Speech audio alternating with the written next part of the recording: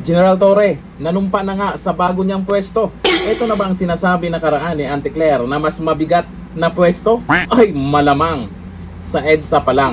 Pero yung mga netizens, bakit tawang-tawa dito sa panunumpa ni General Torre? Samantalang napapansin ko, di ko lang alam kung masaya talaga siya habang nanumpa dyan. Pero bago natin panoorin po ang video na yan, dito po sa balita ngayon, ang sabi, nanumpa na sa tungkulin si General Nicolas Torre III bilang bagong general, at least general pa rin ha, General Manager ng Metropolitan Manila Development Authority or MMDA.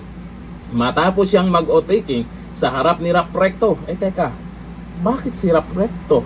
Nakaraan si Junior. Sa bagay, itong si Rap Recto ay isang executive secretary ng Malacanang. Okay, formal na inako ni Torre ang posisyon kapalit ni Procopio Lipana na dating namuno sa ahensya. Ang kanyang appointment ay nilagdaan ni Pangulong Marcos Jr. bilang bagong MMDA General Manager. Inaasahang haharap si Torre sa mabibigat na hamon. Ito na nga. Tama nga si Auntie Claire. Mas mabigat. Mabibigat na hamon sa Metro Manila, kabilang ang matinding trapiko, disiplina sa kalsada, flood control at mas mahigpit na koordinasyon sa mga lokal na pamahalaan. Ito na nga, tama nga, mabigat nga. Ang panunumpa ni Torre ay magmamarka ng opisyal na nagsisimula ng kanyang pamumuno sa ahensyang may direktang epekto sa araw-araw na galaw ng milyon-milyong commuters sa Kalakhang, Maynila. Mabigat nga.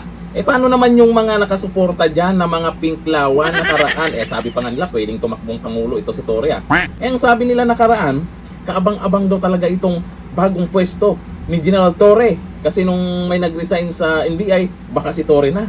Tapos, nung naging issue sa DPWH, baka si Torre na naman dyan.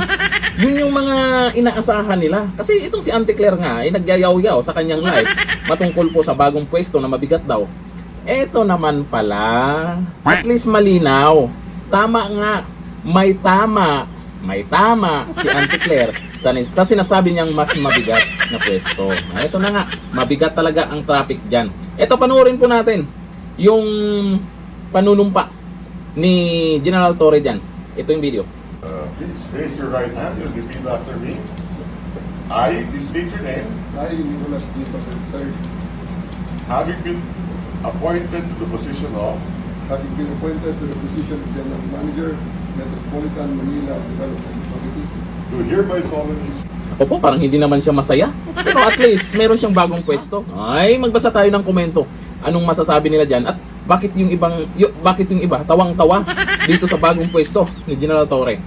O ayon dito kay Ed Almendras, MMDA General Manager, ang posisyon na yan, katumbas lang yan ng major ng mga dating humawak dyan. As former PNP chief, yan ay demotion. Ito sabi ni OUM Anta, general pa rin ng PNP yan.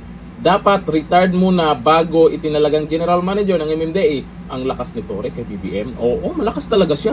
Tinanggal, di ba? O ayon kay Elmer S. Gancia, hepe ka ng pambansang pulisya. Tapos dyan ka sa MMDA. Mukhang ginagawang kang otoy, sir. Sana chairman ka, okay sana. Tingin nila sa'yo, King Koy. Ay, ayon yan kay Elmer ha. Sabi ni Arjen Enriquez, susunod na niyan, sigurado ako, general problem na yan. Ayon sabi ni Respas, ang mahuling violator, dadalhin sa dahig. O sabi ni Nosmada Inos, taas ng posisyon mo pagkalis po, bagsak mo MMDA, may alam ka ba sa traffic rules? Maraming alam yan si Torre.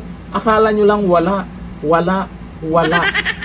O sabi ni Rick Salote, pwede na dumipa maghapon sa EDSA. Malay natin, may naisip na paraan itong si General Torre para maayos, lalo na yung traffic sa EDSA. Pero kahit papano, masasabi ko lang dyan, congratulations sa bagong General Manager ng MMDA. Hanggang dito lang, thank you.